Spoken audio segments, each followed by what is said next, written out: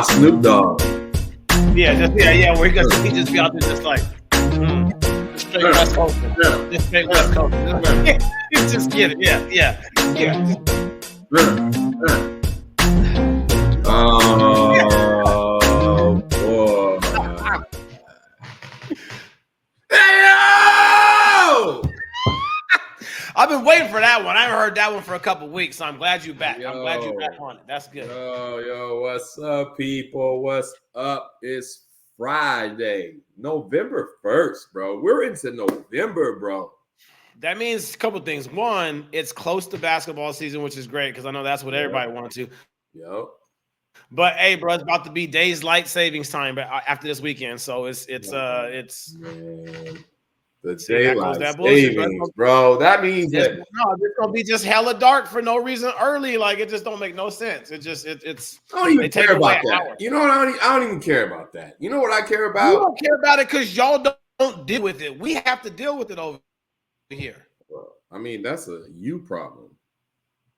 I mean, that sounds like a you problem. Like that's your ass with a problem, and then not me. Yeah, just no, I got you. My problem is it messes with our schedule because then I always got to be calculating because now, like, you're an hour ahead or an hour behind. I'm just like, we fall back, so we're gonna be an hour behind all the way up until the springtime.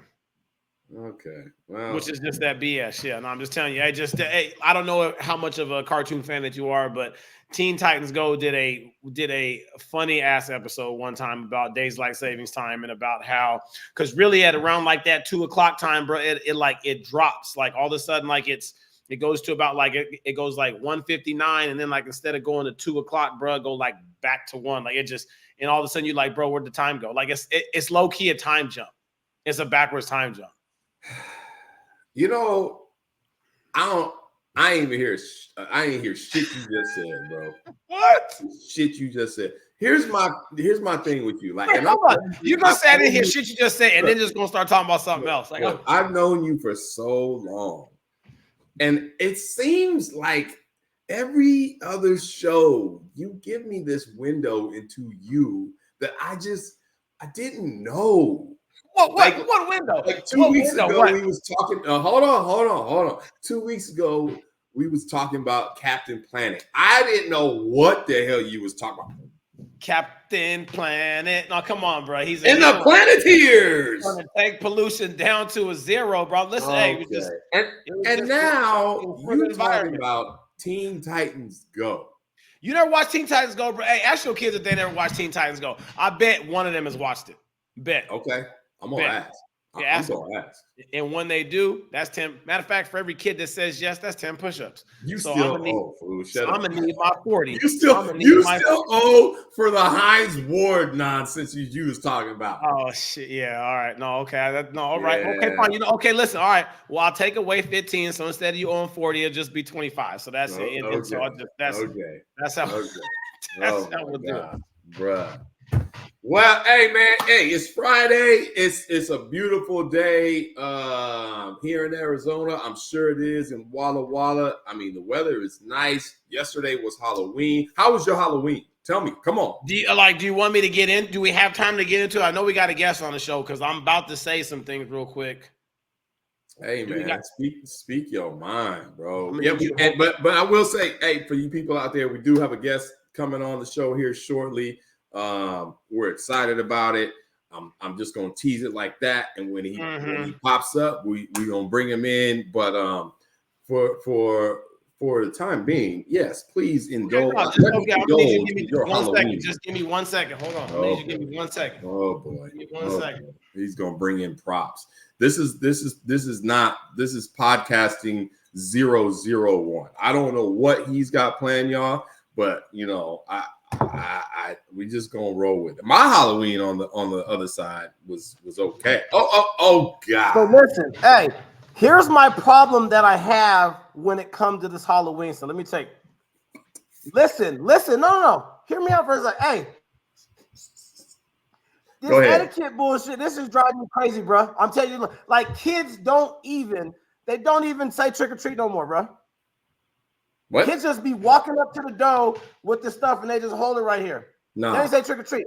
I tell my kids about 7, 8, 9 times yesterday. I was like, listen, you got to make sure that you say trick or treat. Say the words. And if you was one of them badass kids back in the day, we used to be like, trick or treat, smell my feet, give me something good to eat. We used to be saying that shit. Right. Grabbing candy, run off there, just being bad kids. That's just what it was, right? So that's the first one. Kids don't even walk. And then they don't even wear costumes no more. They don't even wear costumes. Like, it's like my son, like yesterday, Aylin goes, Dad, hey, Dad, I'm about to go and dress up. Hey, so Aylin's costume yesterday was Soldier Boy. Soldier Boy, okay. Yeah, but then he didn't even wear the shit.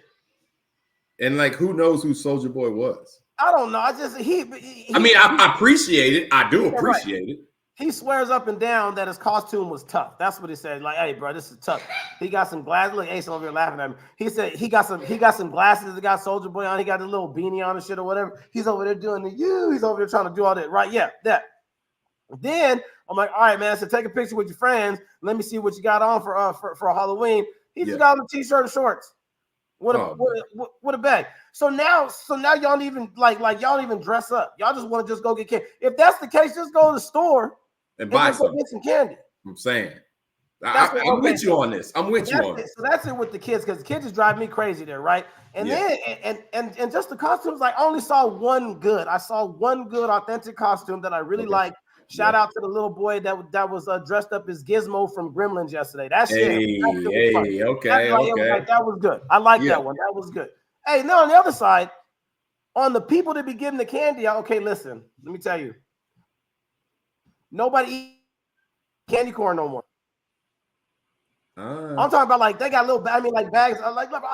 I can't do candy corn no more, bro. Like that's just like it's too much. Okay, so that's the one. Candy corn. Okay. Here it is. And then they don't even be giving the candy out. They just be holding the bag out and they just be letting kids grab it. Nah, that's nasty, bro. That's nasty. You know what happens when that happens? That's nasty. No, can't do it. Nah. But yeah, so they just and then there's a couple of them that have they got the houses where it's like the screen door, but there's like a zipper through the middle part. So they open up. And they don't even open up the door no more. They just stick their hand out like this. Just are you a hostage in your own house? That's what I'm saying. I'm like, what you doing? I was just give them the candy. I don't. And then they don't even comment on what the kids have on. They just be doing that. And then it's like, listen, it's proper etiquette like this. If your light is on, that means somebody can come to your house and then knock on the door. Facts. So if the light is on, then so if you don't want to get no candy, then turn your lights off. Turn your lights off. Yeah. Turn them off. Over there banging turn them off. Ace over there banging on somebody's door for about 10 minutes. I said, Ace, I don't think he's there, bro. He's like, but the light's on. I'm like, no, I get it. But he ain't, but he obviously ain't trying to get no candy out. Right. And then there was this one. Wait, hold on, wait. What else had me angry yesterday? It's kind of hard to take you seriously in that mask. Listen, hey, I'm just it's hot. At least put something on. Put something on. I'm just saying, if you're gonna do it, then get in the spirit and then do the shit. Just do the shit. Ain't that hard, bro? It's that's all I'm saying. You giving me Michael Jackson Thriller vibes right now. Hey, this mask be scaring the shit out of little kids though. Well, you know what? That's the thing. See, I find a whole lot of enjoyment out of that. Oh no, absolutely. You know, I think it's great. We talked about this last episode. This is the one time a year I feel like you deserve it. You gonna get it. Really. You know all the shit you gonna put me through all year. Oh yeah, I'm coming for y'all. That's it. Oh my God! Say trick or treat. What's wrong with y'all? That's all I need. I just need a trick or treat. I just need and then everybody too tired to do stuff. Kids is like, oh, Dad, carry me. I was like, no, you want to you earn that shit. You better be walking out to go get it. Yeah. Hey, Isaiah came back last night. We went to a party of our own. He went to his friend's house. He went out trick-or-treating with his boys because he's 7th grade now. They don't want to hang out with parents and stuff. Yeah, facts, right? Yep. I was like, hey, go do your thing, right? So we go pick him up. He get in the car. He's sitting in the seat, and I hear him put the bag, and I hear it go. I'm like, damn, how much candy you got? Right. My dude came back with a legit 5 pounds of candy last night. See, but he earned that though. I'm not even mad at him about that. No. That means he was out there walking them streets. That's what he was doing out there. He was in them streets. That's what he was doing. Walking them streets, earning that candy. I got no problem with that. That's fine. That means that you earned that dentist visit. But I also agree with you though. Like kids be getting lazy with the costumes. Like so, he didn't ask for he didn't want to get no costume. He didn't want to do all this, do all that. He went in his bag, like his stash of old stuff, and got a mask. So he had a mask on, right? But he has a sweatshirt and some sweatpants on. I'm like, bro, that ain't no costume. And what was he supposed to be? I don't know.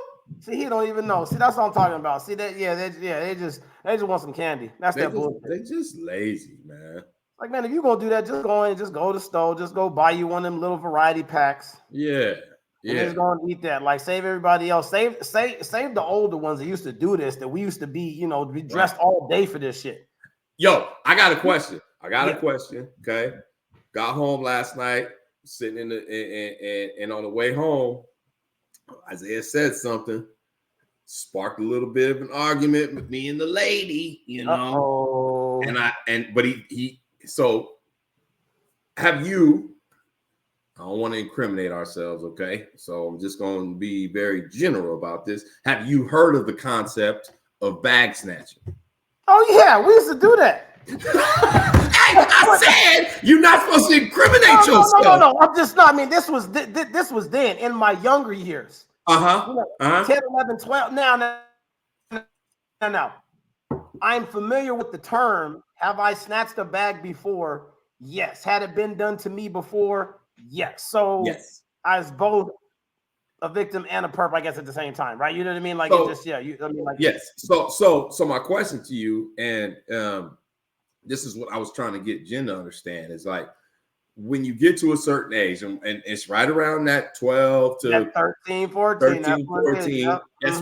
That's when you start hearing about the concept of bag snatching, right? Listen, why go trick or treating when I can wait for somebody else to do it? Yeah, come up on a lick. Right, yeah, right.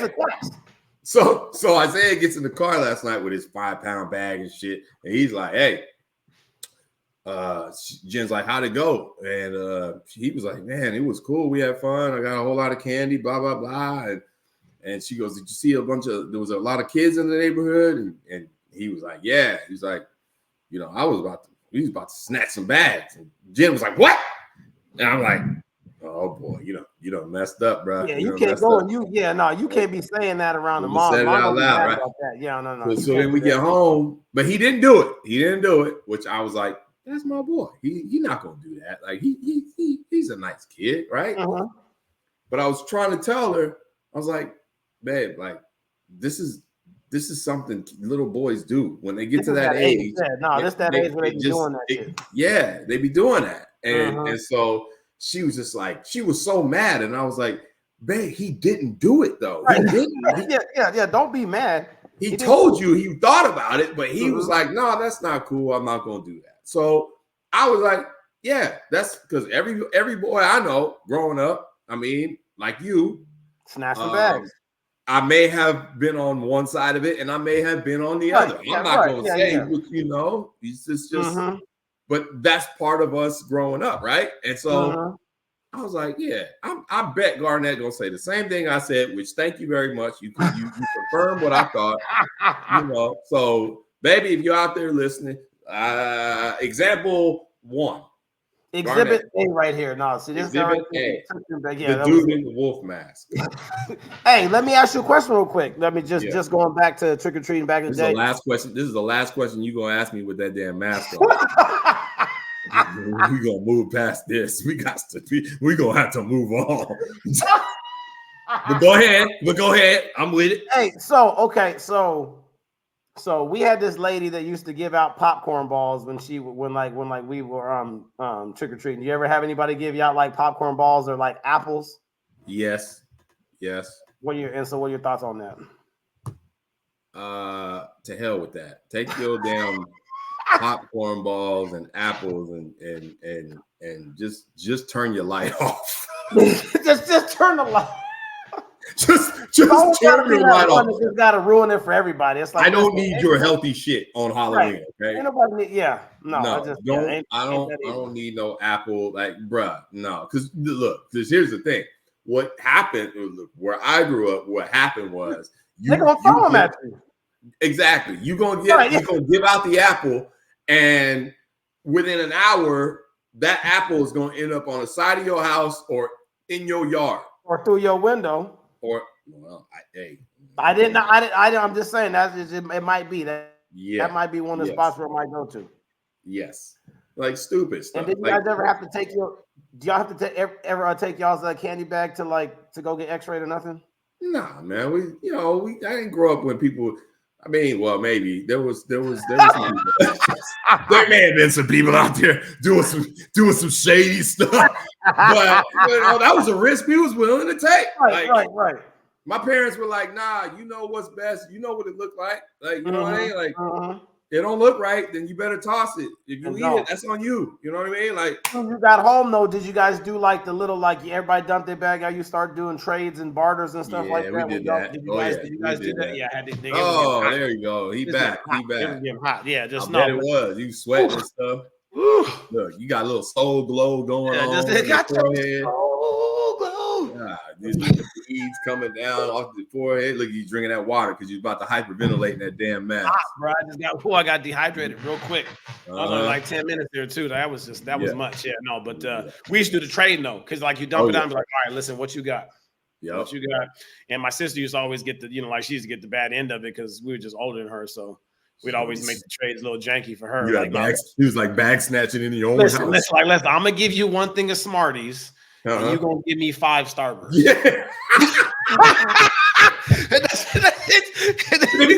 and she give me that look like, yeah, she be like this. I'm like, listen, you gonna give me them Starbursts, right? And you gonna take these Smarties like that. Yep. Knowing all you got in the back of your bag is just Smarties. Oh, Steven, that's so mean.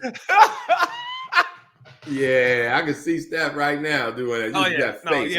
Get him. Mad about my list. All right. I give you 2 Smarties. But then that's gonna be 10 Starbursts. Like, you know what I mean? Right. Then she felt she getting more, but that was it. Yeah, that was the thing. So do you do the parent tax? Are you kidding me? That's what I live by. That's why I don't get dressed up no more. I got all their bags are upstairs. I mean, are up on top of the fridge, and I said you can't have me yet because I haven't went through them. So I'm gonna go through for I'm going through. Somebody was giving out some bars. I'm talking about like bars of Butterfingers and Milky Way. I'm like, okay, listen. So I'm gonna get that one.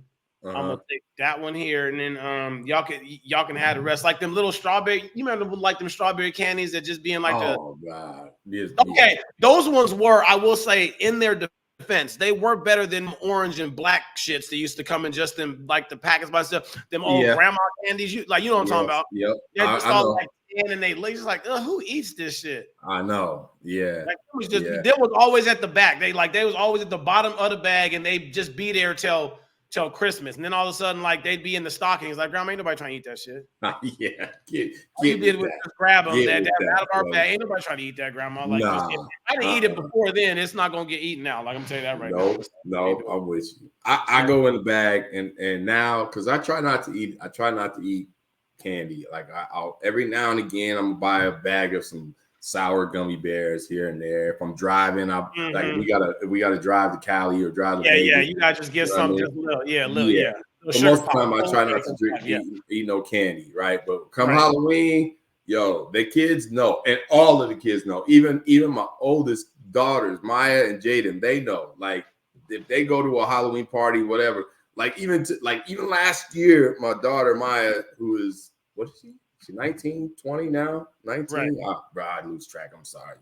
Sorry, Maya. She in Florida. She doing her thing. But anyway, she dropped them off. They just go in their bag and they bring them to me. You know what they are? What they bring. Guess what they are. Guess what candy they bring me? Probably some damn almond joy or some shit like that. Yeah, no, that's nasty. I was gonna say, bring you something nasty. Like, here, you take that shit. I'm all about the vanilla Tootsie Roll, bro. You like the vanilla Tootsie Roll?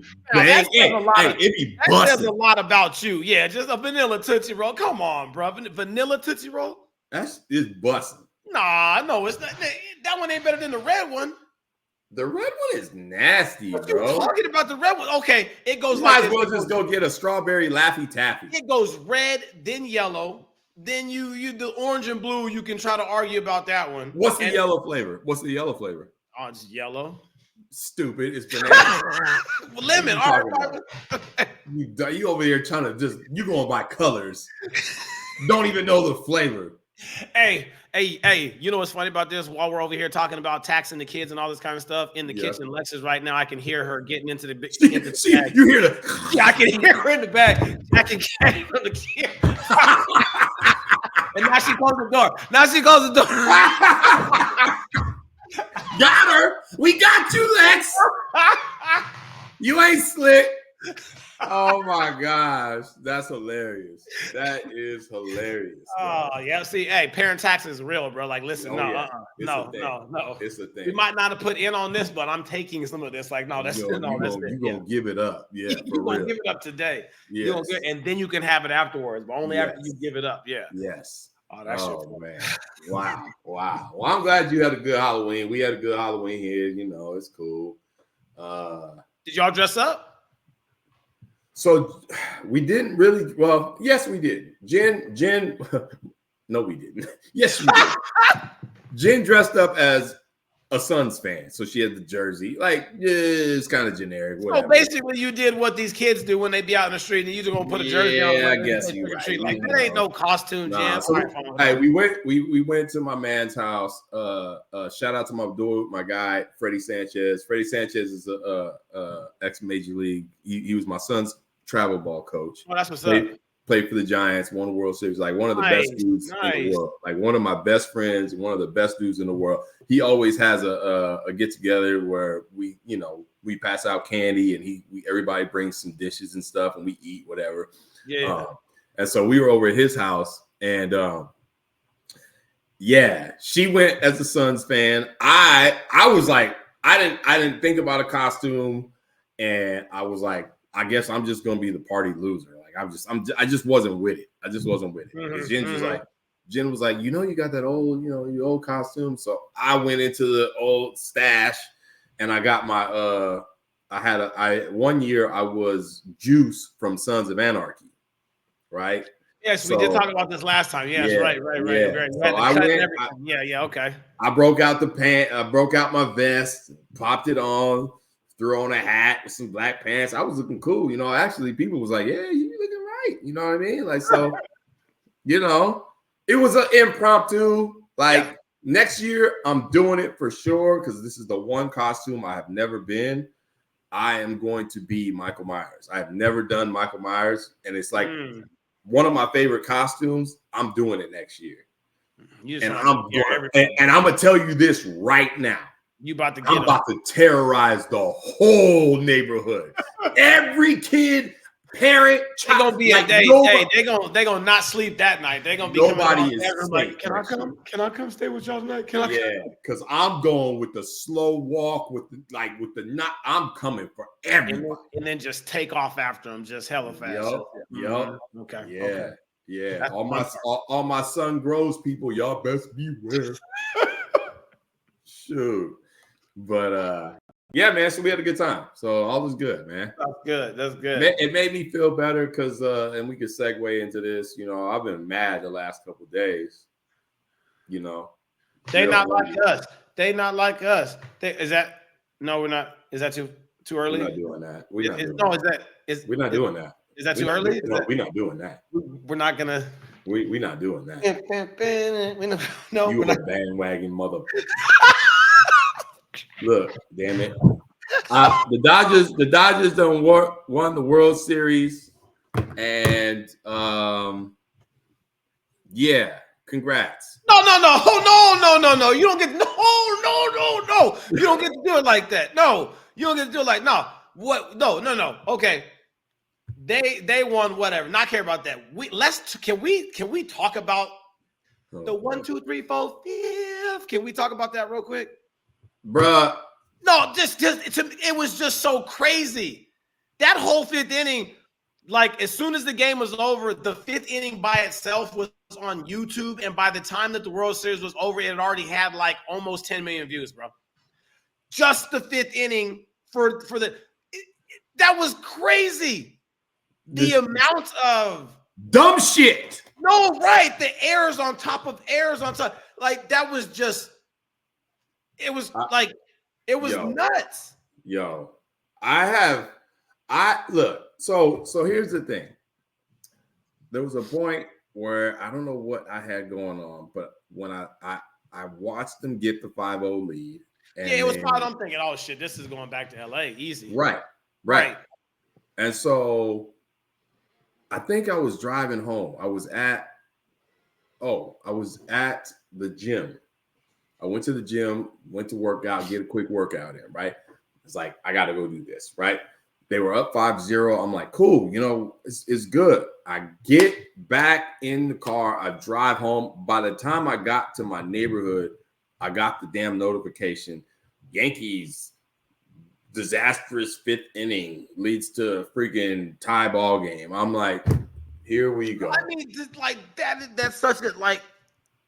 Here we go. I mean, I know that you didn't watch it, but did you go back and just watch the highlights? Yes, I went back and watched it, and I was like, this is some of the dumbest shit ever. And here's my problem. And it's funny that we were talking about this, because one of the biggest plays of that inning was the ground ball to first and Garrett Cole not covering. Hey, that was okay. Go ahead. Go ahead. And I was thinking back to Amari's years in travel baseball, and Freddie, he would do this drill 2 out of the 3. When we practice 3 days a week. 2 out of the 3 days a week. Yeah. Started Situations. with this. Started with the get over drill. So much so that those kids at age 8 were ingrained. When the ball got hit that way, they were just, everybody on the field in the dugout was yelling, get over. Right. And so I'm watching this replay, and I'm like, what in the actual hell was this man thinking? He started running, and then he just stopped. Right. And I'm like, bro. He stopped because he thought Cole, like it was just this whole like, well, obviously, like you can chalk the thing up to just no communication at all. None. Because there wasn't any communication. None. No communication. He gets it at first. He takes 3 sprint strides or almost semi to that. Yes. And then he sees the pitcher going. And at that moment, there wasn't any eye contact or any talking. So the first baseman stopped and the pitcher stopped at the same time. And then he just like, when he got the first, you were like, wow. Like wow. Because then that loaded him, and that should have been an out, right? Because that should have been out 3, right? I think that should have been out 3. Yeah. Yes, I think so. I think it might have been 3, and then it was done.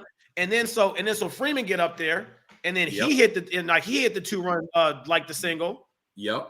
And then the other guy comes and hits it. And then it was so crazy. Like Judge missing the fly ball early. Oh, geez. It was right there. You're talking routine. That's one of those ones where come up, you slap your glove. It's like that's it's so funny because all these plays were like they're routine ones, basic stuff that you do your basic stuff there, right? Yep. And it's just even like to the point where like we could spiral this into like so many ways there, right? But one of them, like because I was talking to Alan about there was that like even at the professional level, there's times where like you make the mistakes and you do that, and like things can be deflating, and it's like, how are you going to recover from that? Judge misses the ball, and it was like you see his face or whatever. I didn't really see too many, like I didn't see the other outfielders like, hey, what's up? We good? I didn't see that. I heard a lot of groaning and a lot of from like the stands or whatever. Like you hear that. Yeah. And they had to play where they had the runners on first and second, and the shortstop was going to make the play to third. Yep. And it was just like, and then there was another one, and you're just like, and you're looking at this, and like while you're watching, you're like, oh wow, like you're just seeing this. It's a mistake, and then there's another one on top of that, and there's no. Oh man, it was little league circus nonsense. Right. And I just could not believe it. I couldn't believe it, and I'm just like, and then so this is what happens. I get home, is 5'5". And at that point, I look at the highlights. I'm watching the 5th inning, and I'm like, "This game is over." Like, yeah, because you could just tell by the body language. The body language by itself was like, yep. yeah, it's a wrap. It's a wrap. Mm-hmm. Like, because then what I knew, and what came to be true was not only were they just totally deflated with what happened, but I also knew that Aaron Boone was going to screw this up. Right. Because he did in game 1. Yes. Right. I knew he was going to make some stupid pitching decisions, and it was just going to cost him. Right. So, of course, they bring in the relief guy. He walks 2 dudes. Right. Like, walks the first guy. He throws, I think, 5-6 straight balls. Walks the first 2 batters. Leaves them in with the till the bases are loaded, and I can't remember. I was so mad at that point. I don't remember if he took him out or not, but I knew by then. I'm like, it's over. It's just done. Right. You know what I mean? And I'm sitting there, and not only do I got all this weight on me, because I've been talking hella major shit about the Dodgers, right? So I got that. So I'm just like, ooh, I'm about to hear it, boy. Woo! Right. I know it's coming. I got people at work, like co-workers showed up in a Dodger uniform. I swear, I told her, I was like, if you talk to me today, don't talk to me. I told her, I was like, don't talk to me today. We are not on conversational terms. Like, we're not. Right. So I was like, I got to go to work tomorrow. I'm about to hear some shit. Right. And then the rage set in, because I came to a place, not only that I knew the Dodgers was going to win, but it was also like, you stupid ass, you put your hopes of a non-Dodger win on the other team that you can't stand either. Right. I just was so angry, bro. So angry. The whole thing. The whole thing. I'm like, F them Yankees and F the Dodgers too. I don't care. Hey, I'm just glad baseball's over. I'm glad it's over. Let me ask you something real quick, because you had said earlier that when Amari was playing, and I'm assuming maybe Isaiah played there too, but like when Amari's playing, you said that the coach had got them and they're doing situational stuff there all the time there, right? Situations. Yep. And again, I go back to thinking, obviously we didn't play the highest of levels, but like I do remember in baseball always just, baseball practice, all-stars, whatever it was, like, like you went through situations like all the time. Hey, like runner like first and second, ball goes here, like where you going to go? I'm trying to think about this. I might have to ask Lavelle about this because he might be able to tell me more, but I don't remember even when it was runner at first and second that you went to third to get the force. I'm just saying, like, I don't remember. Like, I don't even know why he didn't just go to first on that. Yeah. I mean there are times when you want to try to get the lead runner, right? And then so now you keep 2 at first and second? Yeah. Yes. But the problem, I get it. The problem was, I thought, and again, look, we over here doing armchair quarterback shit. No, right. But in my time playing and then watching, Amari's team, like, it's such a judgment play, and as a shortstop, you got to be aware of so many different things. Right? No, absolutely. I wouldn't want to be in those shoes at all. I just didn't think at that moment a ball was hit to you, and it was fairly a fairly hard hit ball. But I didn't think it was hit hard enough to where that you can gather and get your feet set and then go to first. No, and go to third. Okay, right. Without it being a bang bang play. Right.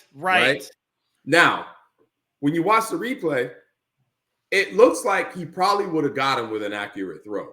Yeah. But I don't think he executed, like, he rushed it. Like, I think so too. Yeah. Right. I think he went down to get the ball and he friggin' like looked up and saw the runner like further along than he thought, and he rushed the throw. Right, he was a little out in front of him versus kind of being apparently right.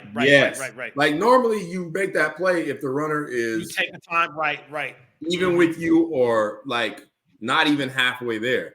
Dude was moving, he was going, like he was hustling, and I just was like that wasn't the right play. Like, And it was like when they messed that one up, I was like, oh, because then you go, okay, so Judge misses it. Then you got the mess up at third base. Yes. And then it was just like when the one at first happened, you were just like, oh, wow, like that. I mean, you're talking about 3 in 1 inning. And it's like it'd have been a different thing, right?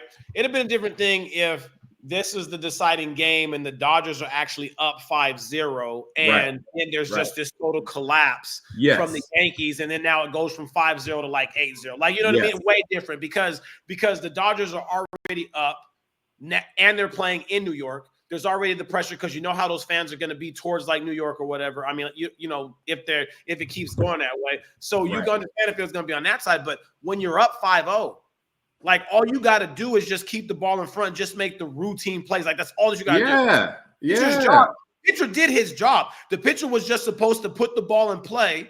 And then let the guys make play. Like that's it. And I mean, it wasn't like that you needed to go get strikeouts. Right. There was a pop-up right there. There's a force right there. There's a play at first base right there. That should have been 3 outs. Yeah.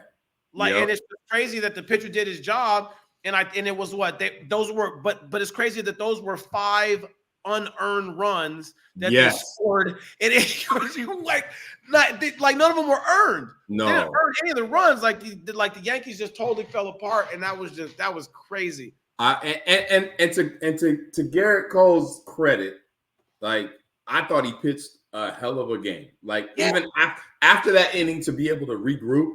Actually, you're right. And then he went 2 1/3 more after that. Right. So he went to the 7th, I think. Yeah, right. Yeah.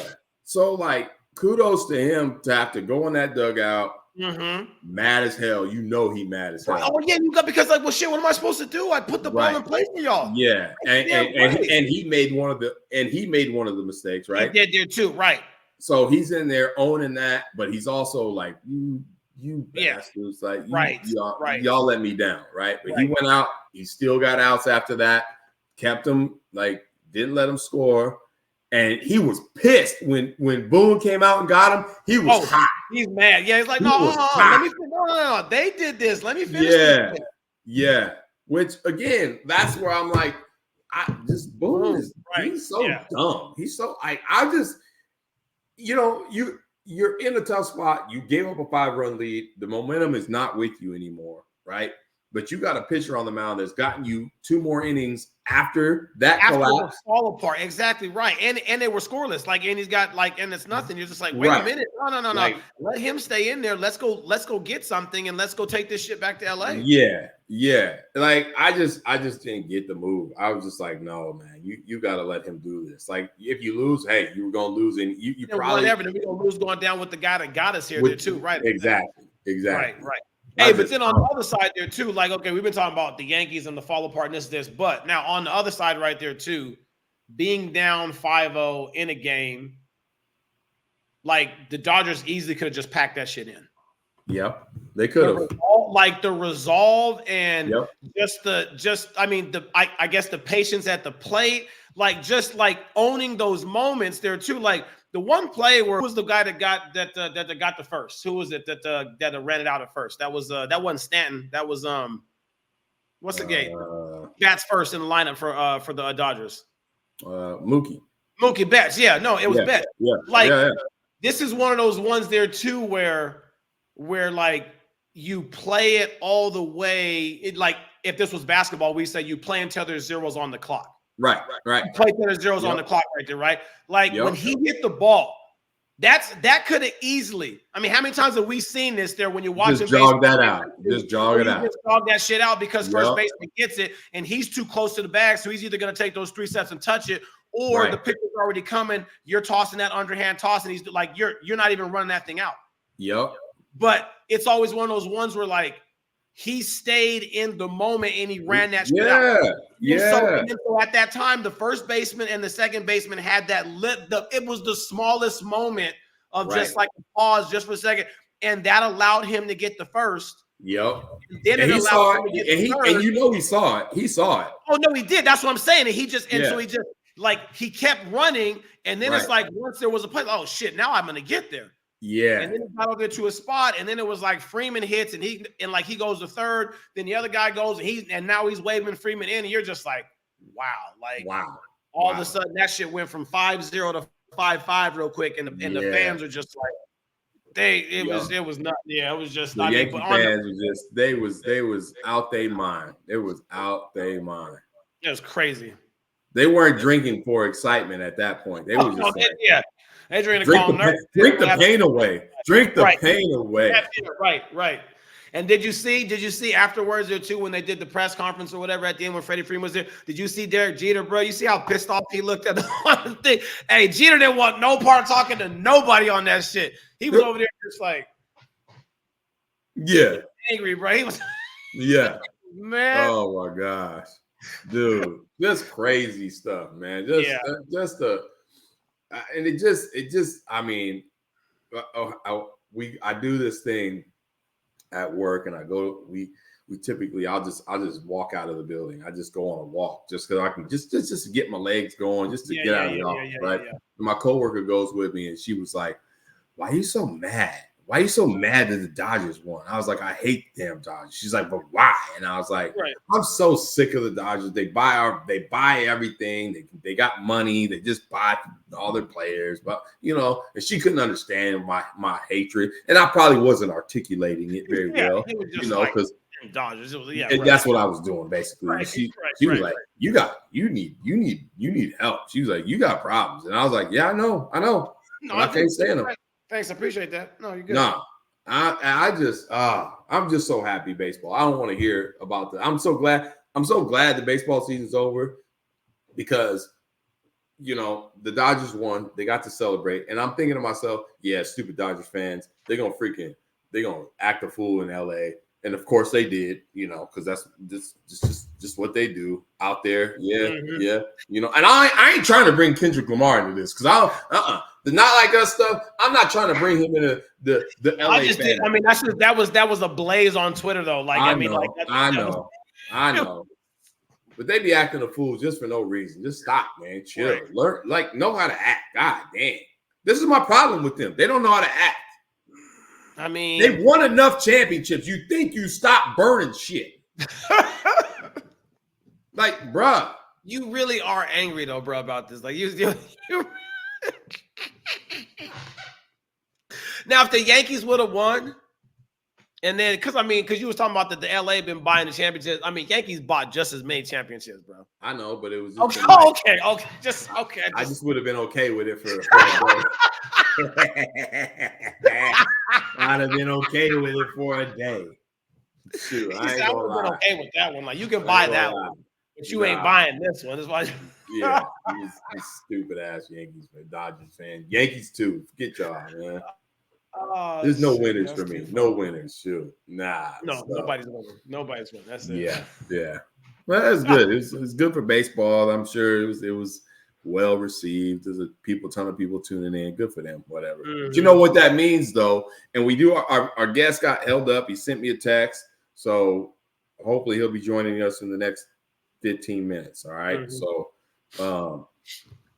but I always like the end of baseball season because it always tells me that we are right on the cusp of college basketball. Yes. And so basketball is here. Kickoff is on Monday.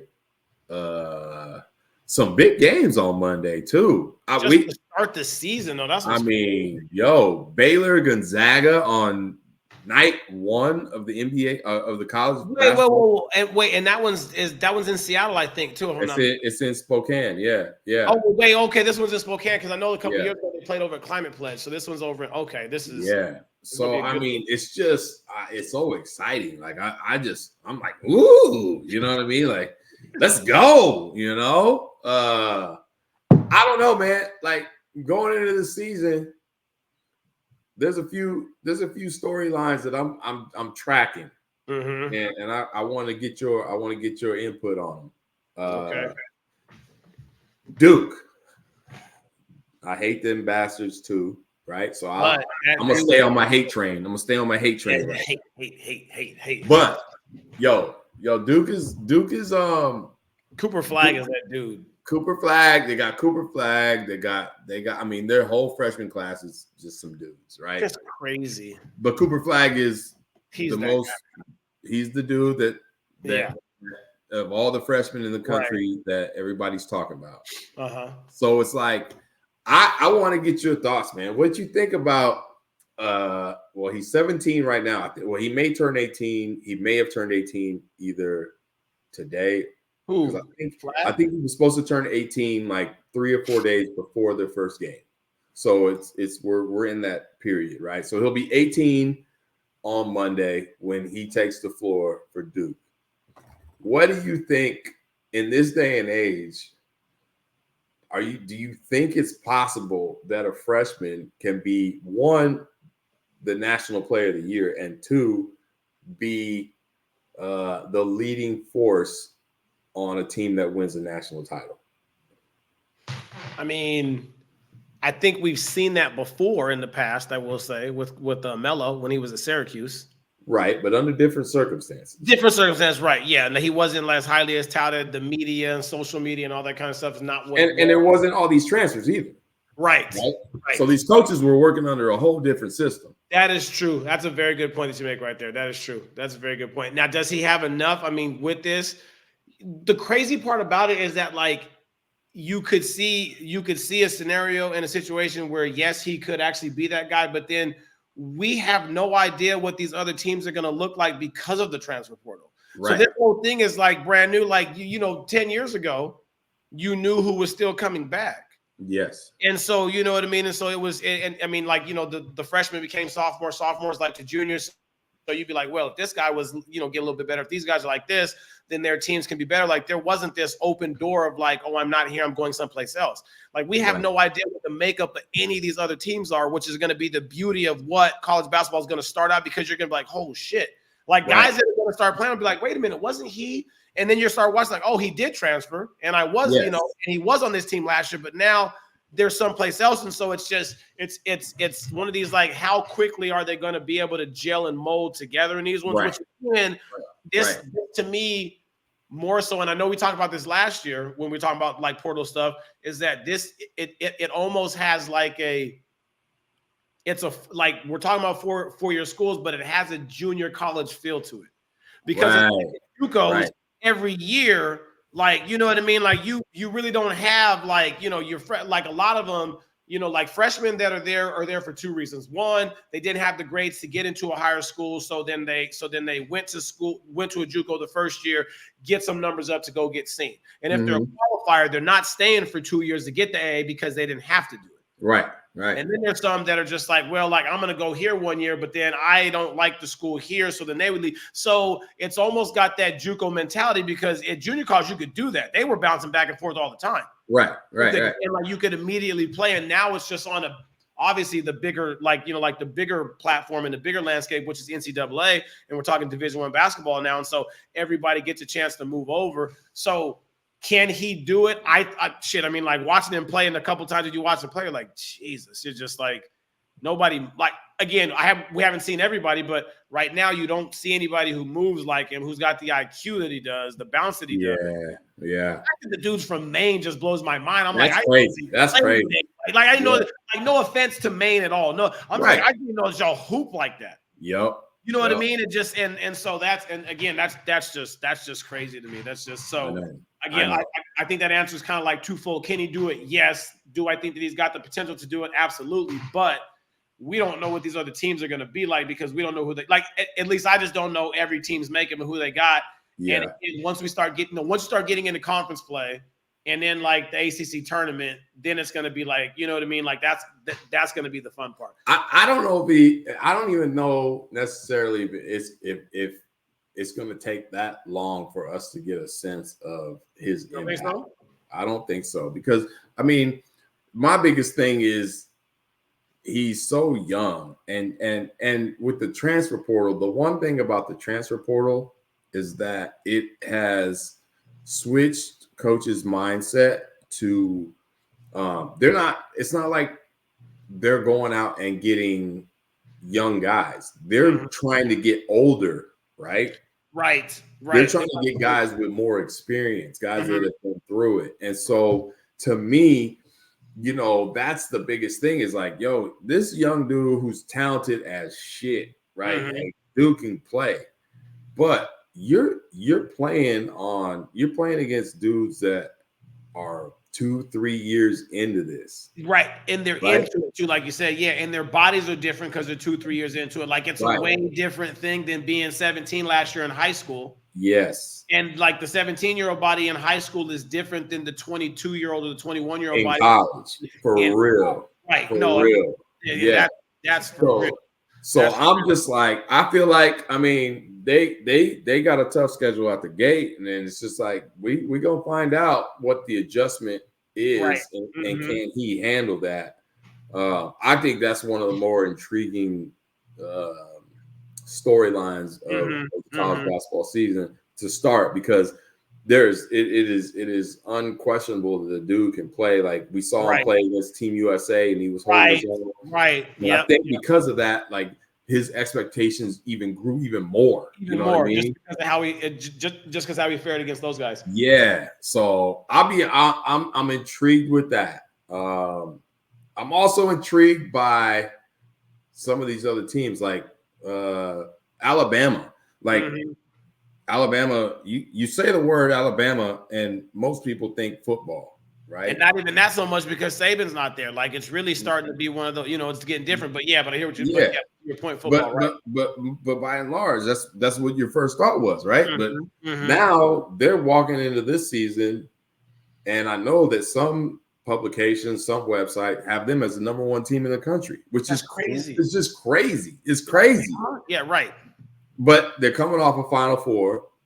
They got their point guard Mark Sears back, who like I don't know. I mean, I don't know if anybody faster than him on the floor. That boy is. I don't know if anybody faster or more efficient, because at the like toward the tail end of last year, dude was out there getting buckets, and you could not stop him. He was getting to the cup. He was shooting it well. Like he was just unreal. And he came back for his senior year, and it's like, dude. And they added transfers, so it's crazy that they're in the number one spot. So I'm very intrigued to watch them play. You always got your blue bloods, your Kansas, your North Carolinas. Yeah, right. Even like UConn, Calipari there too. No, but that's when they're too. UConn, like UConn's won back to back. Yeah, we're talking about them, which is crazy. No, you know what I'm saying? We haven't had this discussion. So I'm gonna ask you this right now. What you think about Dan Hurley? What I mean, I've seen some interviews and some excerpts from some interviews where like you've got some footage of him at practice and some other things or whatever. Yeah. He's very demanding. Yep. He very much has the old school feel as far as the coaches that I think that you and I are probably used to. Right. Things like that, just as far as kind of just like, but it's he's demanding, but like it almost seems like that he's teaching at the same time as well there too. Right. That, you know what I mean? Like just from experiences that we had, we don't got to get into that. Like just being yelled at is one thing, but then being yelled at, but then being taught, and then being what I mean, it's kind of just one of those. And so that's what it looks like. At least a few times that I've seen some stuff there. Yeah. I wouldn't want to be a ball boy for him or a manager, because it looks like that dude is just like that man is just like scared out of his damn mind every time. Right. Just, come on, man. Everybody's just like, he's just so mad. I'm like, damn. We saw the same clip, and I watched it like 5, 6, 7 times, and I was laughing every single time. But I was at the same time, I'm like, this dude is crazy. He's just like crazy. He's just like, if you don't got the same energy as me, then basically get the hell out. Get your ass out the gym. I can appreciate it, because it's like he's like that all the time. Right. And he obviously has an expectation for his players, because, he had 5 guys that all started last year that all went to the league. Right. And they won the national championship. And then the year before that, he had a couple guys that were first-round picks as well. There too that went. So as far as that goes, I thought they didn't know what they're talking about. Shit, you can even take it back to when he was coaching at what was the school that he was playing at before when they played against Oklahoma when Trae Young was there and they shut him down. Was that Buffalo? Was that Buffalo? Buffalo. That's where it was at. It was at Buffalo. Yeah. And even I mean, he was just like that then. He just didn't have the same thoroughbreds, right? You know what I mean? He didn't have the same kind of horses. Right. Now we've got those ones. You're kind of like, oh, whoa, like I love their action and what they run. Like I love the free flowing movement, the spacing, kind of like the passive. Like I love all that, and just and like to watch him coach sometimes is funny because it's just he gets so heated all the time. He gets so heated, yeah. I'm like, bro, like how do you stay in that jacket all day long? Like I just know your ass is hot, bro. It's just like you can tell, but I mean, but like it looks like that his assistants love him. And that was I'm glad you said that, because not only does it look like his assistants love him, but it also seems to me like he is obviously maniacal in how he coaches. Like he has his ways. He is very like he's got what we call it. He's got like a beautiful basketball mind. He thinks like outside the box, and he has these concepts that he's got them running, and but then he's very like, you gotta do it this way, right? Because know this works, and I'm gonna lose my shit if you don't do it this way. Exactly right. So it's like, well, just do it. Yeah, but at the same time, like his players really buy into that. Like they know what they're getting into. Right. They welcome it, and then they're just like, yo, this dude is gonna make me better. He's gonna make us better. It's a culture thing that I think, we've seen it before. We've seen it before in years past. I mean, we can go back to our upbringing, Bobby Knight, Gene Cady. I mean, Boeheim in his early, throughout his career. Like, you know what I mean? Dean Smith, all those guys. Right. They were like, this is how it's gonna be done. And it's hard, and it to me, it's nice to see in our day and age that there are still some coaches that have that in them, but it's also on the flip side, it's also nice to see that they're able to do it in a way that communicates to their kids that they care, and that they know that they got their back. You know what I mean? Like it's like they've evolved in their coaching, though. It's basically kind of just like what it is. Like, you know what I mean? Like they just realize I can't keep doing it this way. Right. So I can still kind of have some of those same concepts, and I can still be as intense, but like there's got to be something there. You know what I mean? Like for them, that love. You got to show them that love. You have to. You want the kids to run through those walls for you. The only way that you're going to run through those walls, have them run through, is that you got to show them that you would do the same thing for them. Right. You know what I'm saying? Like if it just like this, this day now where it's just like, no, you do exactly what I said because I said it. I'm like, well, what you gonna do for me? I ain't doing shit for you. You do what I said. Like it just like that like all give. I mean, like all take and no give. Like it just like that. It just don't work like that anymore. I agree. Because of transfer portal, because like you have to evolve in how you're coaching. Like, you know what I mean? Like there's got to be something about what you're doing that's going to want to make kids stay there and play for you. If nothing, like, fuck, I'm out of here. Like I'm gonna go someplace else. Right. Which is that's a whole nother, like a crazy part there too. But it is cool, man. He is a funny character, but also one of them, really good coaches. I mean, shit. I think I saw somewhere. What is it? Oh, CBS Sports. My guy GP with the Eye on Basketball podcast, him and Matt Norlander, they do this out of season poll where they question it anonymously, like who's the best coach in the game, and right now he's on top. You know what I mean? So he's obviously got the respect of his peers, right? And honestly, I think they're ranking right now. I think they're ranked in the top 5 by most publications. I don't necessarily think they deserve that, but at the same time, everybody's like, "Yo, we can't mess with UConn. We can't put them down because they've shown us in the past few years like that you can't put them down." But there's also there too, like he don't care that you put him down. Like he uses it as a motivation. Yeah, so he uses it. It's almost like, go ahead and put us down at 15 or 20. Go ahead and do that shit. And then we're gonna run we're just gonna run a blaze through the whole season or whatever, and you're gonna have to deal with this. Like I love how he's able to take those little things and just reframe it for the guys and just use everything as motivation. Like that's absolutely. I love that. I love that. Like if we were to say something bad about Danny Hurley right now, like that shit might be on a damn video in their damn meeting room tomorrow. And I'm not gonna be that guy. I'm not gonna be the guy. I'm not gonna give nobody. No, I ain't gonna be like, yo, who are these two yahoos out in Arizona and Walla Walla talking shit about us? What kind of place is that shit? It was just like, just like whoever plays us next gonna get that work. Go get that. Yeah, I'll show you a wombo combo. That's what yeah. You sorry hardwood ass knuckleheads. Yeah, shit. Yeah, it's fine. Yeah, it's just gonna be. I'm not doing it. I'm not gonna be that guy. Right. Nah. So some good stuff, man. It starts Monday. Good games. You know, by the time we start doing our show Monday, I think there'll probably be 2 or 3 games on that we got to start. Hey, we might have to start doing Monday picks for basketball, and then Friday picks got to be football because at least we can start. You know what I mean? Start the week or whatever. I have to do that because you said Monday, so it's like we can't wait till Friday. Spicy, my guy. I'm just, I got some in. Yeah, you bobbing and weaving on them. I'm still fighting. Man.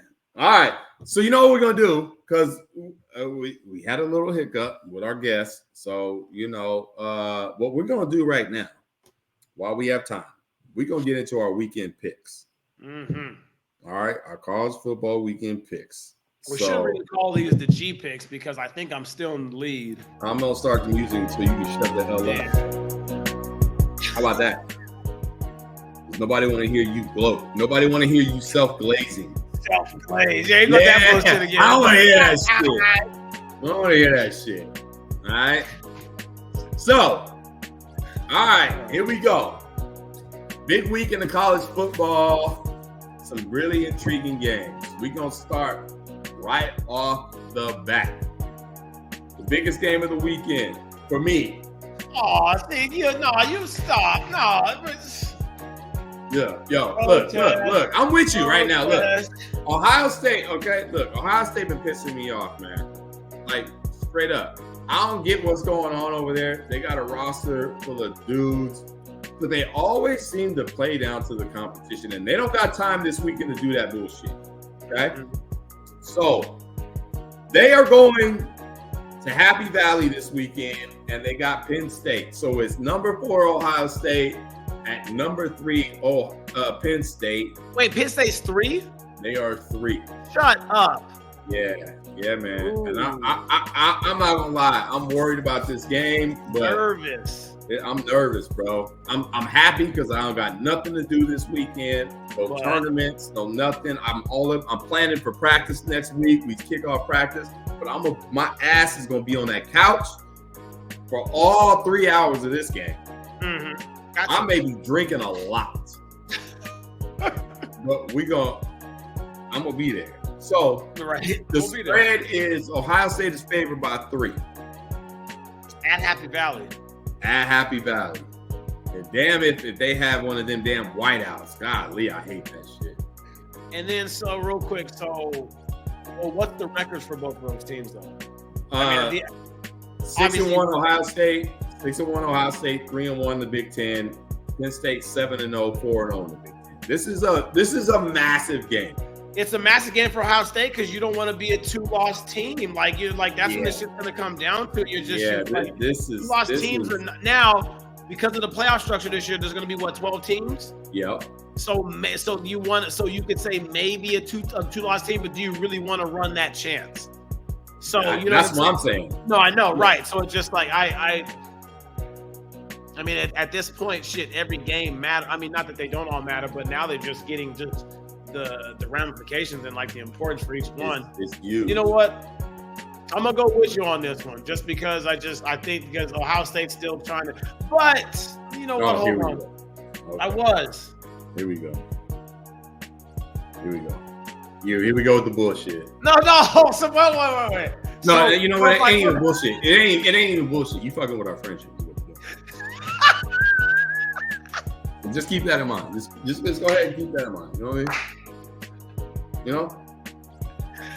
All right, you know what? They would say what you want. Say what you want, but there's gonna be judgment. There's gonna be judgment. No.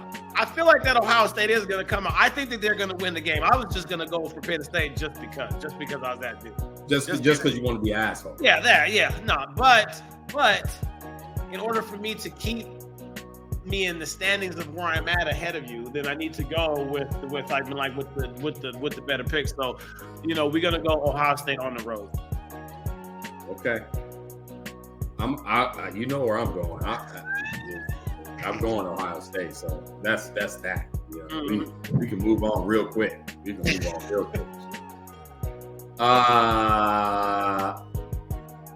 The big game. We hinted at this last week. Yep. LSU. I gotta find it because I don't know where the game's being played. LSU, who put a damn hurting on Missouri last week, right? Was that A&M? Who they play? They play A&M because Alabama played Missouri, right? Is that what it was? They lost to A&M. They lost to A&M. So wait a minute. Oh, wait a minute. I got it messed up, man. That's not this week. What's it next week? Wait a minute. Hold on a second. That's you crazy. Don't have nothing right. Look at you. You done queued the music up just so we. Look at that. Hey, there was a bye week in between, so we're not doing that game. They ain't even playing right now. You got me all excited. That's not this week. That's next week. So we're gonna flip it real quick. We're gonna flip it on you. Flip it on you for real. Flip it on you for real. We're gonna flip it for real. Like Kaiser Soze. All right, here we go. I'm going with another SEC game though. All right. Florida. Yep, going for them. What? Coach already said that they gonna whoop that ass. You talking about Florida, Georgia, right? Yeah. Yeah. Oh, the coach. You didn't hear the coach, the Florida coach? No. What? He said, we going to Georgia, we gonna beat their ass. That's what he said. No, he did not say that. Yes, he did. Who is this dude? And just because of that energy right there, going Georgia. But I'm just saying, wait, you say you all you did is just put bulletin board material up there for your ass. All you did. Over there poking the dog and shit. You said all that, and I thought you was going for Florida. Oh my God. I don't know what this man was thinking. He said that we're going to Georgia and we're going to beat that ass. That's what he said. That is wild. The man said it, bro. It's crazy. I was like, wow. I mean, I get it. You're trying to get your guys to play and stuff, but it's like, is that the team that you're trying to poke right before the game? Like, yeah, that's nobody want to be humble and win no more. They just want to start some shit. They just want to give somebody else bulletin board material. Like, what are you doing? Now the spread is 14.5. Now this is where I get into it. Like, do I want to go against you to try to pick up a game?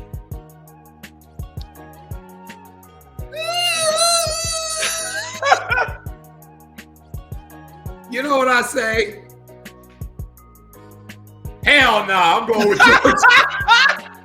Hell nah, I'm going with Georgia. Hell no, I'm not about that stupid. Right? Yeah. No, we're not doing that. That shit's bullshit, bro. Nobody want to hear that. Nobody want to hear that. They gonna get their ass stomped. But I don't know what they was thinking. Billy Napier, you dumb for that. You stupid. Oh my God. That's if I try to find that quote. I'm gonna send it to you. I was like, oh, I can't believe he said that. That's crazy. All right, game 3. You know what, man? I gotta keep these dudes involved, man. Like, I just got it. So, Indiana. IU.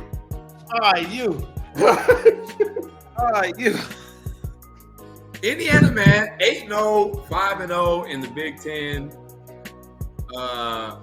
They're playing at Michigan State. And Michigan State could use this win. And it's just like, it's one of those intriguing games because it's like, can Indiana really keep this going? Can they really stay undefeated? I like how they playing, man. It's really the only way that they're going to be able to make an argument for themselves at the end of the year to make it into the playoffs. Because I just don't think anybody thinks of Indiana like that. I know. So Indiana is going to have to remain undefeated, because if you put their record up and they get one loss like a Bama or Ohio State, you know who the committee is going to go with. Right.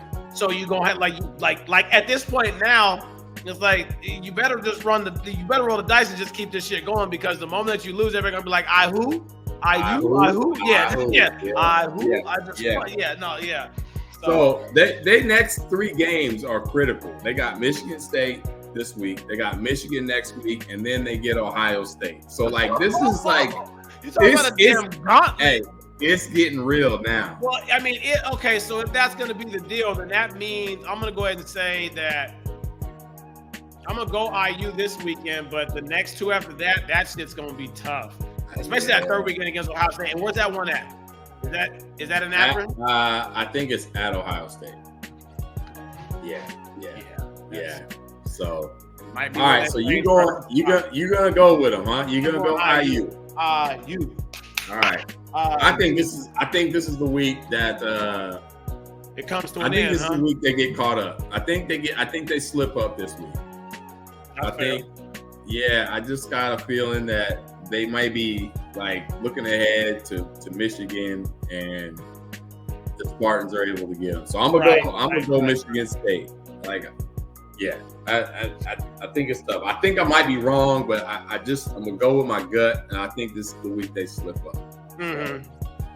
All right, game number 4. I gotta show the local squad some love. So we going Arizona State, okay? 5-2, 2-2 in the Big 12, traveling to Stillwater, Oklahoma State. Oklahoma State is 3-5 and 0-5 in the Big 12.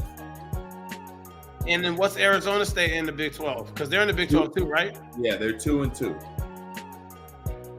Yeah, but they never been to Stillwater before. Who does Arizona State have? Hey, they got Scatterboo. Hey, let me give you a stat. Let me give you a quick stat real quick.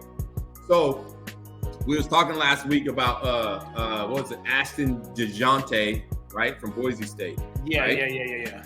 So he has, I think they said he's got 48, something about the most yards after contact is 48 tackles broken or something like that, right? Scatterboo he is first with 40. I think he's got 1 more or 2 more than Jonte. Really? Yes. If you haven't seen this dude play, he's entertaining, bro. He runs hard as hell, and dude just keeps coming.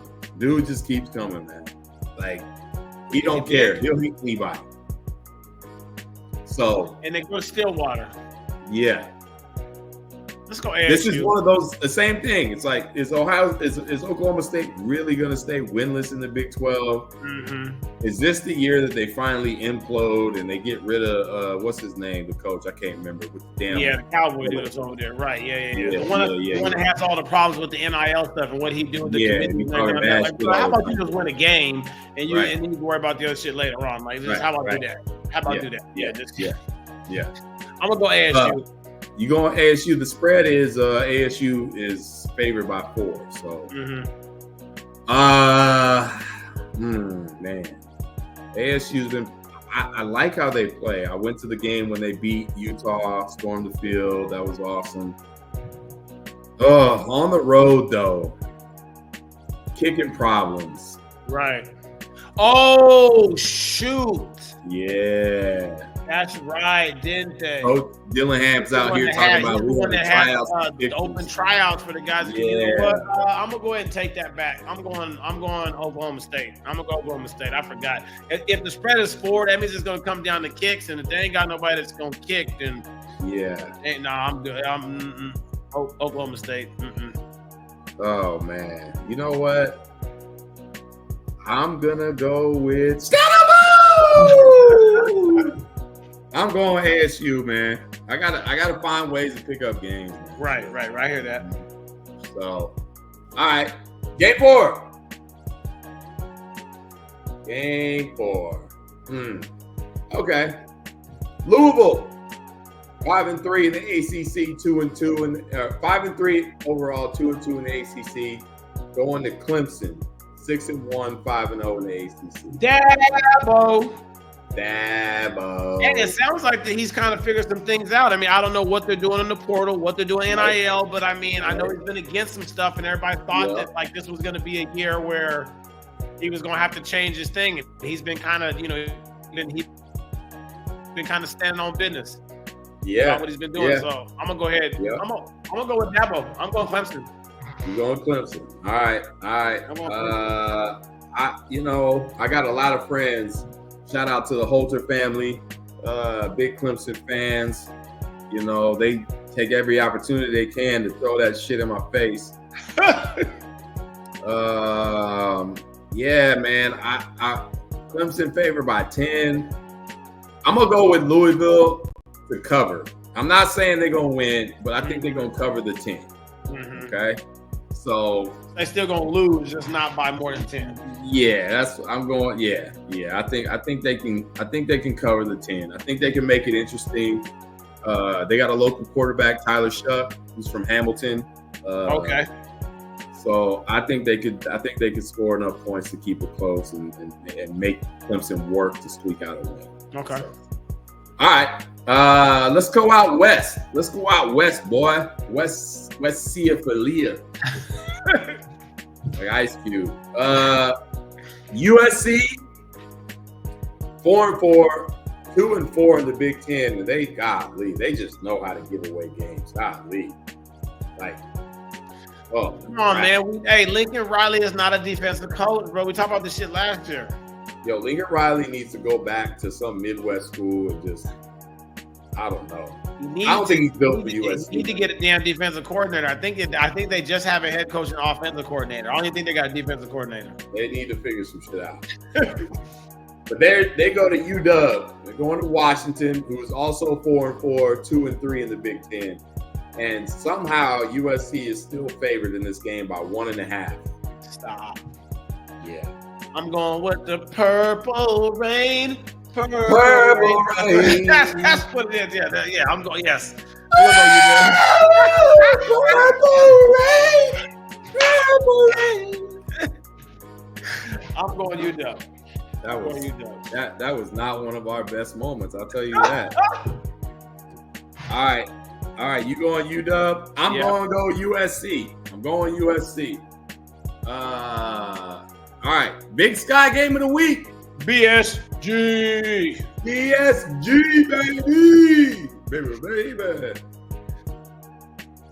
baby.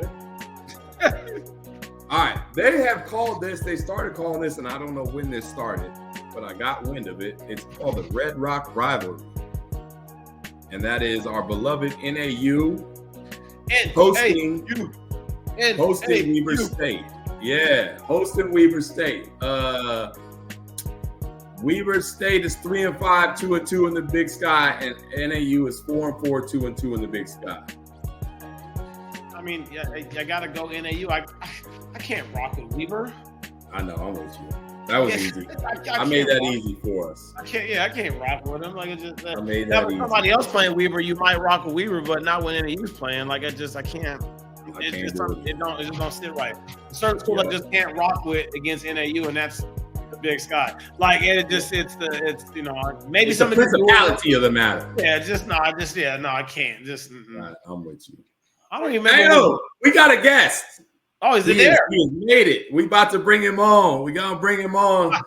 Let me add my dude to the stage. Give me 1 sec to get him on in here. Very excited to have him. Yo, what's up, Jayden? How you doing, man? Let's go. Jayden Jackson, everybody.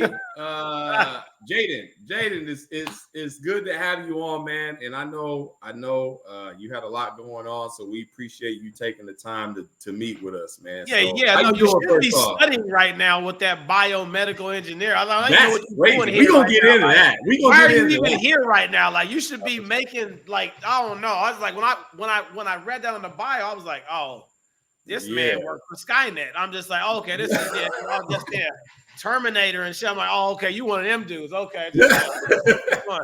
Man. What's up, man? How you doing? Man, I've been doing good, man. Just another day in paradise. Got after it, and now I'm here with y'all. Appreciate y'all for having me. Oh yeah, absolutely, man. Yeah, this is real cool. Jayden Jackson is a guard, forward, man of many traits. Yeah. For Northern Arizona basketball, and look, I want you to feel special, man. You're the first college athlete we've had on the show. Yes, number one. Yes, number one on you're the first dude. So like as the kids say, you got hella aura right now. I appreciate it, man. It's an honor, for real. Hey, man. First off, I wanted to ask you, bro. Like, I'm thinking back to when me and Garnett played, and I was trying to think back all the different rosters that have come through the school, and I don't recall us ever having somebody from your neck of the woods. I mean, you're from Milwaukee, so I gotta know, man. I want to know what brought you to NAU from Milwaukee, Wisconsin. Mm-hmm. For sure. So it's actually kind of a funny story. So my high school coach at the time, John Riccardi, great guy. I need to actually holler at him. I haven't talked to him in a little bit, but great guy. And his son ended up being an assistant coach over at South Alabama University. And that's how I got my first basketball offer. Again, it was an unreal experience. I was just like in awe and stuff. And then he ended up transferring over here at NAU, and NAU got in touch with me. They liked my film, and then within like a week or something, they just offered me. And then after that, came down here to visit family. Took a trip up to NAU, and I mean, you guys know once you like come up here, it's like it's surreal. Yeah, I don't know, that's facts. The people, it felt like a second home. So after that. It kind of was like a no-brainer. I still like try to keep my options open just because I was just getting into like the basketball process and stuff. It got to the point where I was just like, man, I can't even think of a place over NAU right now. So here I am. Well, that's awesome, man. That's awesome. Yeah, I like that. Yeah. I like that. Yeah. Garnett, I know you had something you wanted to ask him. Hey, so we had a we were having a conversation. I believe it was Monday. You know, we were doing, a lot of the conversation that we were having was about open gyms and, in like high school. We're talking about high school scenes and things like that. And you being a collegiate player, maybe you can kind of help shed some light onto this with some of these other kids there too. Our take and our stance was that, especially in like the high schools, a lot of open gyms, but not a whole lot of times where the kids are getting in the gym and they're working on their skills and stuff. Right. Yeah. And especially like once you get to college. And I think that, like you've been there for a couple of years now that you understand like the grind of it. I mean, we know because we were there for 4 years, you know what I mean? It's every single day is pretty much like laid out for you, with school and weights and then individual workouts that you do and then practice and film session and study hall and like all that kind of stuff. And you're trying to manage all of that. Right. One of the things that we talked about there too was that like, in order to be ready in those moments and stuff is that like, you've got to make sure that you're finding that time to get into the gym and work on your game and stuff, or whatever. So given that long list of things that you got to do daily, how are you able to, assuming that how are you able to find time to get into the gym to kind of work on your game? And like, how often are you able to do that? And if you got kids, especially younger ones out there that are listening and stuff, like what would you tell them, about that? Yeah, for sure. I'll say the biggest thing you got to do is just like prioritize your time. Like I have a hard major right now. We also like spend a lot of time as a team, practicing, lifting weights, watching film, and then, guys like get together and stuff like that too. But like if you truly want to be like, you know, good or like great or like whatever you want to like end up being in your life. Like for me, I still want to go play pro after this. So that's my ass and stuff like, or excuse my language. No, like, you good, bro. You Yeah, grown. we done said a whole lot worse before you came on. Don't worry about it. But like I just been like working my tail off to try to be ready for those opportunities that come in game, come in practice, so I could just stay ready. So the things I'll tell like the younger guys is just like prioritize your time, try to make sure that you are getting in the gym, put everything else to the side. And then another thing you gotta do is just sacrifice. I mean, you gotta sacrifice time with your friends, you gotta sacrifice time with your family. I mean, like you guys know I'm nowhere near my family right now. I'm missing my nieces and nephews growing up. I'm missing my right. I'm seeing like glimpses of like my parents getting older and my grandparents getting older, and like it just feels like time's flying. Like I'm already a senior, and I feel like I only been here for like a short amount of time. Like the time goes quick, but just having that opportunity to like come in whenever I want to and honestly need to, just to go put in some work and just like enjoy the process. You gotta find time for that. So like my message to like the younger ones. And also I'll say just really work on the fundamentals. Don't work on step back threes, step back, all that stuff, tween, all that stuff. Just work on like the fundamentals, make sure that you can make the simple plays first, and then you can expand on that. That's awesome, man. I like that. Awesome. Yeah, for sure. I like all of that. Yeah. Yeah. You have to soundbite that shit and put that out there. That was perfect. Absolutely. Yeah. So you guys played your first game on Monday. Yeah. I know you're excited. Tell me how you feeling about the team. Tell me how you feeling about yourself, and heading into Monday. What's your thoughts going into? Man, I'm excited. I haven't been this excited in a while to like go out there with my boys and just play. We got like a talented roster this year. We got Trent. We call him T Money because he be knocking down everything. It seems like we got Open from Sunny Slope, great point guard. We got some transfers, Monty, Ali, Lee. We also got Ryan coming in, knocking the ball down. We got C-Tao back, battling on the boards, and we got Jack back over there stretching the floor out. So like we got a very talented team. We got a lot of guys that can knock down shots and honestly probably score 15 plus over at different programs and stuff like that. So just having an opportunity to play with these guys, to build off of each other, learn from each other, and then going out there and executing. I'm really excited to see what happens with us. I'm gonna follow that up by Amari, you hosted them on this trip. And so for me, obviously I'm excited for you guys knowing that my son's going to be in the program. But you guys have a unique situation in that you guys brought back pretty much everybody from last year's team, right? And so obviously there's a good amount of chemistry heading into the season. What do you think as far as the team, what if you had to pick one major factor that's going to help you guys make a run to the Big Sky title and try to bring that first Big Sky championship home in 25 years? What do you think that is? Our coach says it all the time. It's the acronym is ETA, effort, toughness, and attitude. We just got to come in every day with the same effort, same toughness, same attitude, just thinking that, hey, we're coming in, we're trying to like beat everybody. We're trying to dominate our opponent, and we want to get better. So it doesn't matter if, we're about to play a couple of NAIAs, like smaller schools. Right. Granted, they are still good, nothing against them. Right. And then we also going to be playing like guys like Stanford, and so like there's a lot of opportunities for growth, a lot of opportunities to play different guys, different skill sets. So just learn, building off of each experience, and just going in there and just like ready to work. So I'll say that's probably like the biggest thing that we need to focus on. continue to focus on, I should say, and then just staying healthy. Yeah, that's a big deal. That's definitely a big deal. Make sure my body and soul is right. ETA, I like that. I never heard that one before. Effort, toughness, attitude. I like that.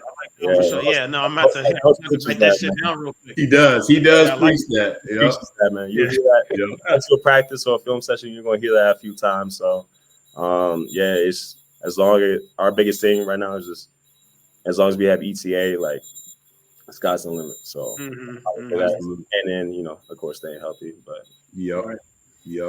Well, that's cool, man. Hey, couple other questions, and I want the people to get to know you because I got to meet with you and watch you guys practice, and from a dad standpoint and a coach standpoint, like I loved your energy when we were up there, constantly talking. You had fun with it, but you're getting after it, and I think I was super impressed. I think you're gonna have a really good year. But I mean, basketball is just one part of you, right? And so I didn't know this until a couple of days ago. I was like, we're about to have Jayden on. I want to go just do some research, and we were talking about it earlier, but like biomedical science, like, bruh, what are we doing? Like, what? Tell us. Play basketball. She was like, what would you? Like, yeah, man. I mean, that's dope. Like, don't get me wrong. Awesome. Yeah, hella awesome. I don't appreciate it because you're making us look like dumbasses out here. Like, we over here talking about communications. But hey, tell us about this biomedical science major. What do you want to do with it post basketball? Like, how did that come about, man? I just want to hear about that. Sure, for sure. So I ended up recently changing my major from biomed to exercise science. So I'm still in the STEM field, but a little bit less like molecular level stuff. But that's a big word right there, bro. I'm about to say, damn. I was like, you SAT words and shit. Like, you could have just been like exercise science, bro. You had to be molecular. Man. Yeah, man. I just I probably say the reason I'm going into that field is just I've always grew up like playing sports and stuff like that. So I've dealt with my fair share of injuries, bruised up, being banged up, and just like thinking like, man, like, what am I going to do tomorrow? How am I going to get through practice? How am I going to get through this workout? Like things like that. So I wanted to kind of like give back. So I don't really think athletic training was like my thing because I would prefer to have my like own spot and like be a little bit more local or just kind of like have my like permanent residency. Right. So I'm planning on going to like physical therapy after my playing days are over with. I'm about to finish up my undergrad degree right now. Still forgot the capstone, but other than that, chilling. But yeah, man, that's kind of how I like got into exercise science. It's definitely been a grind and definitely had a couple sleepless nights. I had to go to practice the next day and still try to find that same energy and that same focus. Come in and we know about those after it, man. And then, like you guys said before about the film, the own workouts, practice, and then like other like miscellaneous things. It was definitely very difficult over the years, but I mean, stuck to it. Something I'll say to the younger viewers is just like, if there's something you're passionate about, whether that might be like in the STEM field, whether that might be business, communications, whatever you want to do, fashion, whatever you want to do, like just make sure like you give it everything you got. And doesn't matter how like troubling it gets, how annoying it gets, how tiring it gets. You want to wake up the next day with the same motor and going straight after it. So that's dope. That's dope, man. Well, hey, we definitely rooting for you.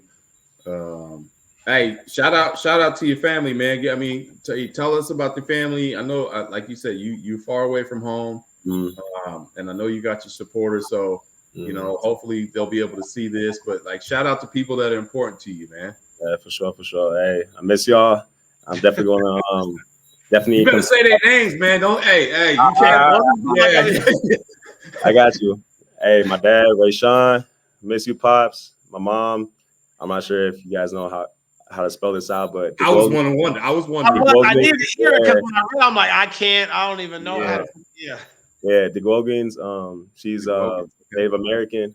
Up in like Canada, Wacomico area.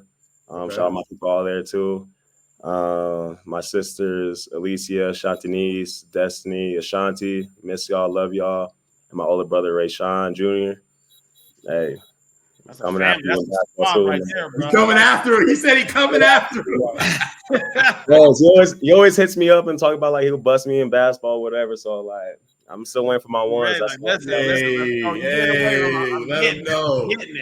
Yeah, I've been in the weight room now, man. It ain't no little dude over here, man. I hear that. You don't be pumping me no more.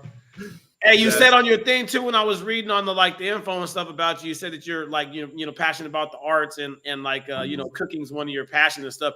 What are your go-to meals? Man, that's a hard one. I'll say if I'm just like trying to get like something nutritious in and just something good, I'll do like a little protein bowl, rice, beef or chicken, get some mixed vegetables in there, throw some hot sauce, some salsa, just mix that all up. Something simple. What I've been making a lot recently is like chicken Alfredo, Cajun Alfredo, stuff like that. And then shout out to my grandma Vivian. She like was the one that really taught me how to cook growing up, and she taught me how to make soul food. So like like chicken, ribs, burgers, mashed potatoes, mac and cheese, all the works. What you're saying is that the guys will come over your spot for Sunday dinner. That's what you're saying. Just know when I go home, right, I'm like 10 pounds heavier every single time.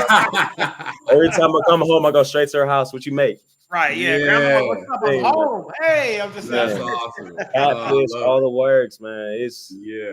Man, I just used to be just like 4 years old, just staring, just like watching her cook, and she's like, wants to kick me out and stuff. She's like, "Get out here, you messing with me." As I got older, and wait, come on here, let me go and teach you. You're gonna have to eat sometimes. Let me teach you how to fend for yourself. I like it. Yeah, it ended up becoming a great opportunity to like bond with her and get real close because I spent a lot of time over at their house too, with her and my other grandpa, and just like learning about God, and then also learning how to cook and just how to be a respectful young man. So that's awesome, man. I'll say shout out to them. They raised you well, though. You can tell they raised you well. Yeah, shout out to them for real. That's dope. Well, hey man, I'm glad that you got to come on with us. I'm glad you were able to join us. I got one last question because I'm just intrigued. I just gotta know because we old heads. You know what I mean? So Monday night, you in the locker room, you getting ready to take the floor. What you listening to, man? What's the music you got? What you got popping? Man, it depends on the moment, but I got 3 off the top of my head right now. Okay. Everybody knows Future, so you gotta go with Pluto Ski. Right now, I've been up in that a lot. Yeah. A shout out to a couple Midwest artists. Sada Baby, I'll be listening to Activated whenever like I just gotta get like ready to go do something that I may be not ready for, like just got locked up or something like that. Put that music on and I'm ready. So him and the song Activated, and then there's another guy named Ludfo from the Chicago, Illinois area. Song called Jumping. And it's a little graphic, so hey, we get it. It's a little graphic, but it put that song on. It gets you hype. Whatever gets you going. That's fine. I have to run through a wall with that one right there. So whatever it takes to get you locked in. For sure.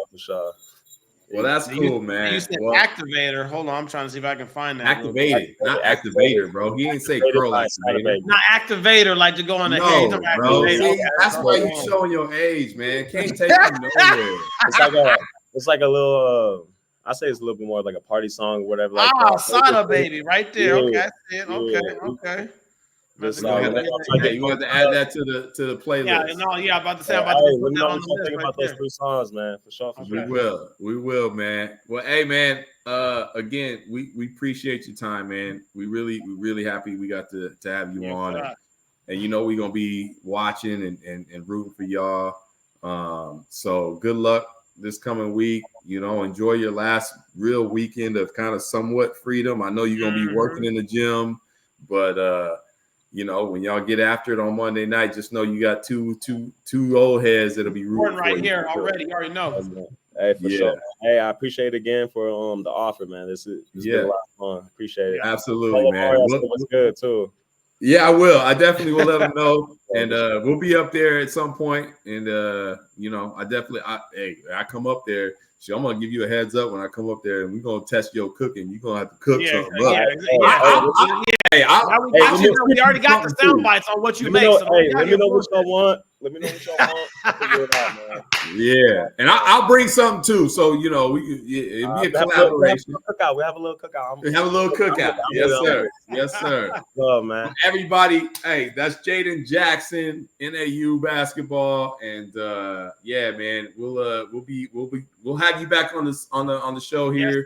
Yes, in a few weeks. Gotta have a recap for sure. All right, man. Take care, brother. Appreciate you. Appreciate you, man. Take care, Jay. That's awesome, man. I'm glad we got to have the young man on. Good young man, dude. Good young man. Good to see young brothers doing well. That makes me happy. That makes me happy. Yeah, absolutely. That's good shit. Absolutely. Well, that's a hell of an episode. That's the longest episode. This is the longest episode we've had in the history of the Hardwood Knuckleheadz. Mm-hmm. And I think it was a great episode. I think it was a really good episode. And the best part about this episode. Oh shit! Here we go. Was that he was able to get me on the mask, and that's just the. He gonna try to hyperventilate as we. What's crazy? Hey, watch this. For people, okay, so for y'all people on the audio that listen to the audio version on Spotify, we appreciate y'all. If you love the show, please rate, review, give us a shout out. Then go check it out over on YouTube so you can just see me in this right here too, because But if you are listening to the audio version, this jackass has got a wolf mask on, and he's trying to show us that the mouth moves when he talks.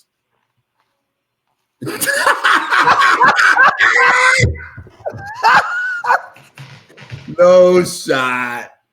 Oh my gosh. And on that note, y'all, hey, we gonna get on the hell out of here, man. Yeah, we got here. Don't take the mask off. You can leave the mask on. You gotta just get on it. Yeah. And Ayla right here talking about, can you please talk to him about the Soldier Boy shit yesterday? No, go ahead. So now was tough. Shut up, hey. Aylin, every time you come on this show, it's literally here's the thing, bro. We love you. Your dad loves you. I love you. But it seems like every time you pop into this show, it's only for you to get shit on for about 90 seconds. And then what we tell you is, get the hell off the screen.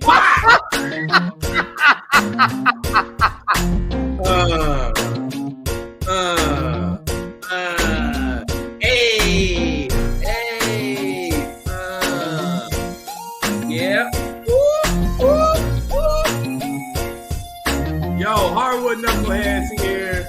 We love y'all.